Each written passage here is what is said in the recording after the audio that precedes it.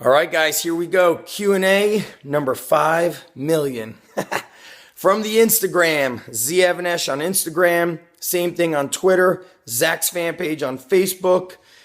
And I'm going to kind of try to organize these into a category so I won't mix the training and the business questions because we have a good mix of them. So this question comes from Amorphin88. Z Avanesh, how do you prevent injuries and nagging pains? Well, I wish I could say I prevent all my injuries and I prevent all my nagging pains. One thing that I've learned about myself is I am so emotionally attached to just working hard, to pushing myself. So even when there is an injury and I'm working around that injury, I'm still going to feel some nagging pains. I'm going to be sore. I'm pushing myself.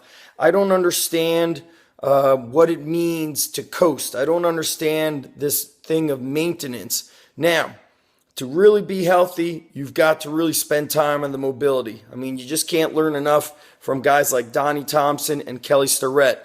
And the question seems to be with them is, okay, you're injured or you've got something that just doesn't seem right on your body. It's not feeling good when you do this exercise or that exercise. Well, how much time are you spending on that mobility every day?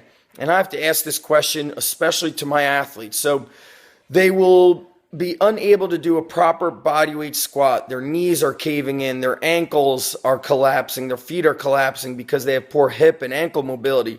And I keep saying to them, this will not get better just because you're doing it during the warm-up 2 to 3 days a week. You need to do this bodyweight squat at home. You need to follow these hip mobility exercises, these ankle mobility exercises, and you need to do it 10, 15, 20 minutes a day, a couple minutes at a pop scattered throughout your day. My athletes that can't squat good, I always tell them, you're going to need to learn to hang out in the bottom of this bodyweight squat position, fixing your posture, fixing your ankles, your knees, your hips. And those that follow through will get better. So your health, your avoidance of injuries is going to come through good warm-ups, a great lifestyle, incorporating the mobility and the training throughout your day versus looking at everything as a separate entity, meaning I'm going to train for 1 hour and then I leave it all behind. It's everything. And I know that the mobility and whatnot, these exercises to kind of make us feel better, they're not as exciting as ripping a heavy barbell off the floor, flipping a tire, carrying heavy kettlebells. That's what we love, right? That's our passion. That's what fires us up. But if you're not healthy, you got nothing. So focus on your health, focus on the mobility, and your body will feel better in turn. Does that mean I'm never injured? No. I've been training since 1989 and really pushing the envelope. And Mark Bell says it too. He says, man, I got the aches and pains. He goes, but that's the way it is. I'm a lifter. I'm going to push myself. And when you do get injured, you got to get smarter from it. Learn to work around it, fix up those injuries, and do what must be done. Great question. Okay, let's skip some of these business questions. I'll come back to that. And here we go. What is your go-to exercise when you don't feel like training? That's an awesome question because it would be a lie to say I'm always fired up and hyped up and can't wait to train. I love to train, but sometimes life and everything happening in my life, the business, the emotional energy I put into the business, to coaching others, oftentimes that could take away from your own energy as a coach. It certainly happens to me.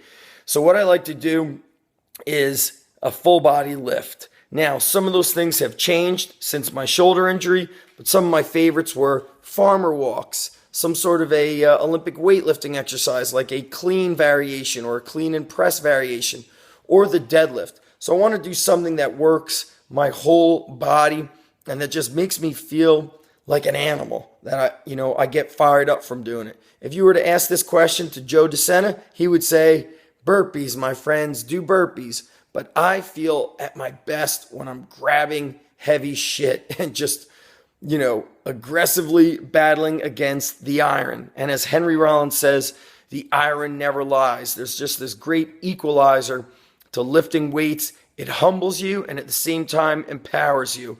So some sort of full body lift, and I will do some various rep ranges. If it's a deadlift, I might just do a bunch of singles, or I might do a couple sets of 5, some triples, doubles, and singles. If it's a clean and press, I might do a 10-8-6-4-2 and then back up to 10. All kinds of variations. Depends how I feel. And unfortunately, I'm not as healthy as I was the year before or the year before that. So things are changing. So I may not be able to go as heavy and have to change some of those movements. But still, I focus on that feeling I get. And the key is, when you're tired, just take the first step.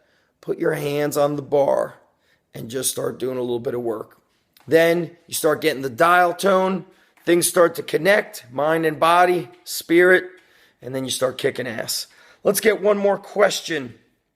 All right, after that go-to exercise. This is an interesting one. This is from Lifton Lewis. How to get quote-unquote thicker and stronger for wrestling. Well, that's going to come down to eating and a training style. Guys that were built like brick shit houses. Look at the guys from the 50s, 60s, and 70s. They did powerlifting, they did bodybuilding, they did Olympic weightlifting, and they did gymnastic drills.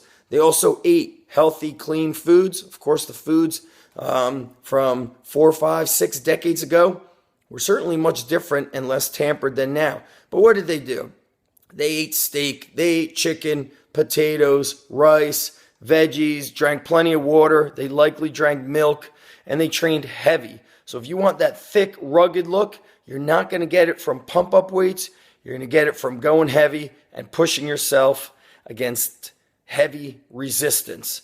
That's going to be the bottom line. And also, seem like Lifton Lewis, you might be a younger kid, and that sometimes doesn't happen in your teenage years. You don't have that thick, muscular, mature look. It takes time. It happens into your 20s and into your mid-20s. Certainly some of your friends might be genetically gifted, but if you follow the protocols, kind of like what I have in my Gladiator project, which is on the undergroundstrengthcoach.com website, that is a program for you where we blend powerlifting, bodybuilding, weightlifting, and a little bit of calisthenics. And then if you follow the nutrition protocols I just gave you, you will be an ass kicker, and that's the whole thing. Follow through. All right, guys, Instagram is zevanesh, and follow me on Twitter at zevanesh as well. If you're here on YouTube, subscribe and click the links below. Lots of cool resources for you guys to get stronger in mind, body, and life.